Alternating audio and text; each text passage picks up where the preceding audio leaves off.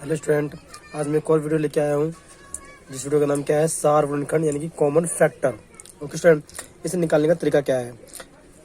पहले 15 है तो 15 का पहले हमें क्या निकालना पड़ेगा स्टूडेंट। पहले 15 के गुणनखंड, 15 के गुणनखंड यहाँ पे हम लिखेंगे 15 के गुणनखंड। अब 15 किस किस के पारे में आता है स्टूडेंट, 1 के पारे में, 3 के पारे में, 5 के पारे में, ओके ना, और किसके बारे में तो नहीं आता ना।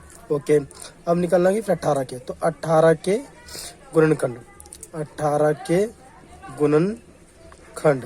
तो 18 किस किस के पहाड़े में आता है, 1 के पारे में, 2 के पारे में, 3 के पारे में, और 6 के पारे में, 9 के पारे में, और बस।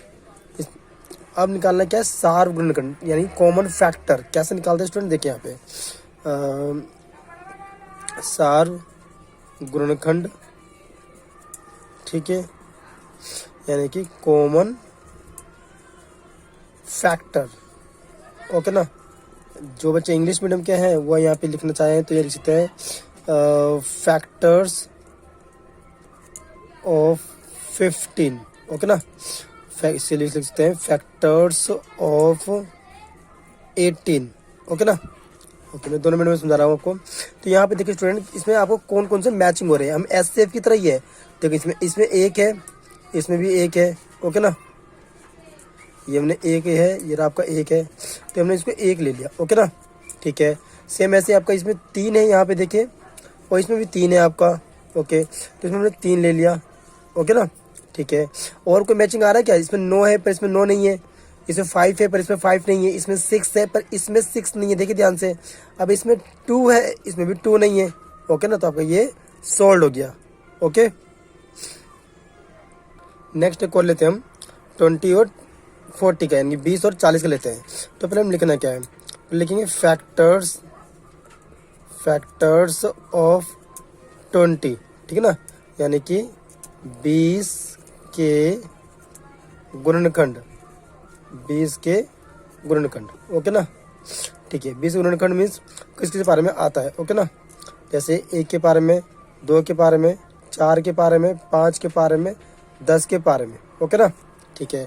अब 40 का लेते हैं, तो यहाँ पे लिखेंगे फैक्टर्स ऑफ 40, ठीक है, यानी कि 40 के गुणनखंड, 40 के गुणनखंड। ओके ना, ठीक है। अब 40 किसके बारे में आता है, देखिए स्टूडेंट, 1 के बारे में आता ही मान लो, 2 के बारे में ही आ रहा है, 4 में आता है, 5 में आता है, ओके ना, और 10 में आता है, 20 के बारे में आता है, और किसके में तो आता नहीं 40। ठीक है, अब लिखना है क्या, हमें लिखना है नेक्स्ट है सार्वगुणनखंड, सार्वगुणनखंड, ठीक है, यानी कि कॉमन फैक्टर। यहाँ पे मैं लिख देता हूँ कॉमन फैक्टर। ओके ना, अब देखिए यहाँ पे ध्यान से, इसमें भी 1 है आपका, इसमें भी 1 है आपका, तो ये 1 आ गया। ओके ना, इसमें भी आपको 2 है, इसमें भी आपका 2 है, तो ये 2 आ गया। ठीक है ना, देखिए दोनों में मिलना चाहिए आपको, ये बात याद रखें। इसमें भी 4 है आपका, इसमें भी 4 है आपका।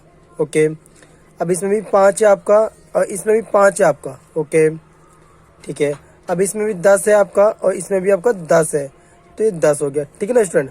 अब देखो यहाँ पे 20 है पर यहाँ तो 20 नहीं है ना, तो ये उतना ही हो गया, ये आपको सवाल फिनिश्ड हो गया। ओके,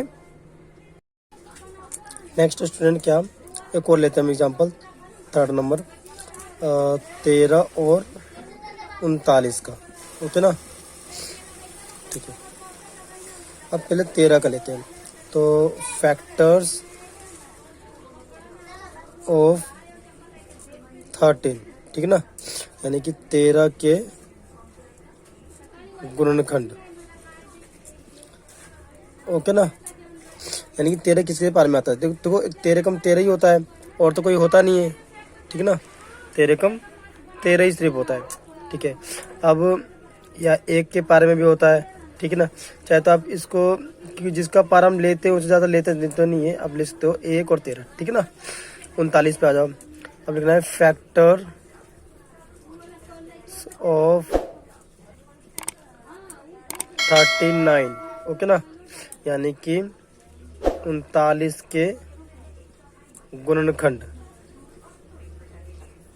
ठीक है। ये कौन कौन से होते हैं, जैसे 1 के पारे में आ गया और 3 के पारे में, 13 के पारे में, ठीक है ना। तो इसका हम निकालना है हमें सार गुणनखंड, सार गुणनखंड, सार गुणनखंड यानी कि कॉमन फैक्टर। ओके ना। अब कॉमन फैक्टर एक देखो, इसमें भी एक है आपका, इसमें भी एक है आपका। ओके ना। इसमें भी 13 है आपका और इसमें भी 13 है आपका, ठीक है ना। ठीक है, पर इसमें 3 है, पर इसमें 3 है क्या, नहीं ना। तो वही चीज मैं आपको समझाने की कोशिश करूंगी, दोनों में आपको मिलना चाहिए। आप जितने भी निकाल रहे हो तो 1 और 13 यानी कि 1 और 13 आपका आंसर हो गया। एक और लेके देखते हैं इसमें, फोर्थ 40 और 60 का, 40 और 60 का, ठीक है। चाल पहले लिखना क्या है स्टूडेंट,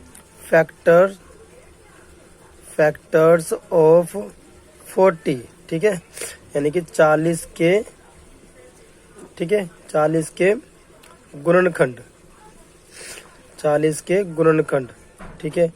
इसमें लिखना कैसे है, 1 के पारे में आता है, 2 के पारे में, 4 के पारे में, 5 के पारे में, ठीक है, 10 के पारे में और 20 के पारे में भी, ठीक है ना। अब इसमें 60 क्या पे आ जाओ, फैक्टर्स ऑफ 60। कई बच्चों को समझ में नहीं आ रहा है कि आप फैक्टर कैसे निकाल रहे हैं, तो 60 के गुणनखंड, यानी कि बच्चों जिसके पारे में 60 आता है ना वो लिख देना है आपको। 60 के गुणनखंड, 60 किसी पारे में आता है, देखो 60 किसी पारे में आता है, 1 के पारे में आ रहा है, 2 के पारे में आ रहा है, 3 के पारे में आ रहा है, 4 के पारे में आ रहा है, एंड 5 के पारे में और 10 के पारे में, ठीक है।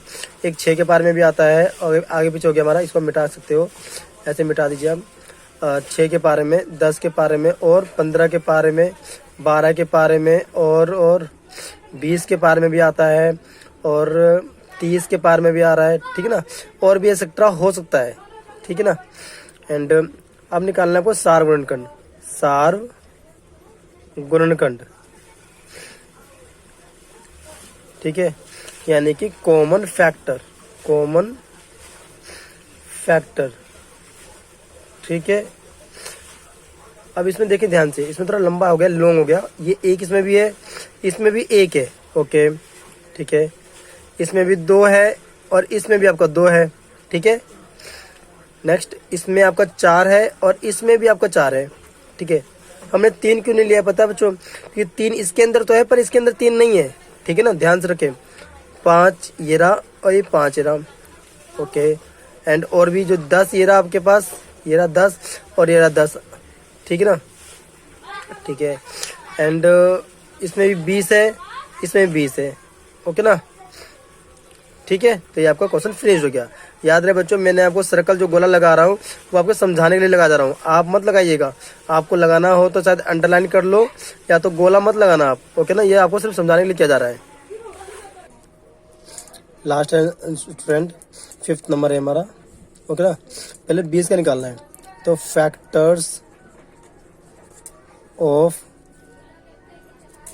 20, ठीक है ना, यानी कि 20 के गुणनखंड, ठीक है, 20 के गुणनखंड। तो 20 के गुणनखंड कौन कौन से होते हैं, 1 के पारे यानी कि 20 किसके पारे में आता है, 1 के पारे में, 2 के पारे में, 4 के पारे में, 5 के पारे में, 10 के पारे में, ओके स्टूडेंट, ठीक है। 25 के फैक्टर्स ऑफ 25, ठीक है ना, यानी कि 25 के गुणनखंड, 25 के गुणनखंड, ठीक है। तो 25 के पारे में कौन कौन से आते हैं देखते हैं यहाँ पे। 1 के पारे में आता है, 2 के पारे में आता है, 2 के पारे में नहीं आता है, ठीक है, दिमाग थोड़ा मेरा कहीं और चला गया था। 1 के पारे में, 5 के पारे में और बस। अब आता है यहाँ पे सार गुणनखंड, यानी कि कॉमन फैक्टर। बार बार गलती हो रही है, यानी कि दिमाग कहीं और जा रहा है। कॉमन फैक्टर, सार गुणनखंड, ओके ना, ठीक है। सार गुणनखंड, अब इसमें देखो एक इसमें भी है और एक इसमें भी है, ठीक है, तो एक आ गया आपके पास, ओके ना।